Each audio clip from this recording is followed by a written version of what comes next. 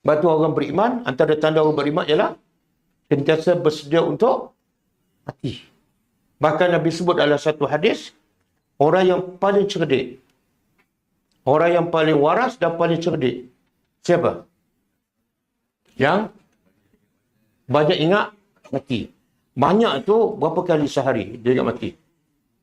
Berapa kali? Macam hari ni, siapa ingat mati 20 kali? Siapa ingat hari ni 10 kali? Tak.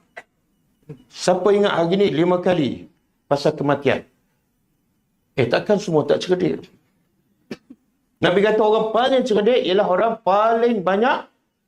Kenapa paling banyak ingat mati, paling cerdik? Kenapa? Bila dia banyak ingat mati, dia akan buat yang terbaik untuk dia. Betul tak?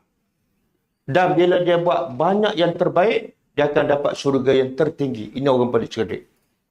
Tapi bila asyik lupa je kematian, dia tak akan buat amal soleh. Dia tak akan bersedia dengan amal yang banyak. Okey?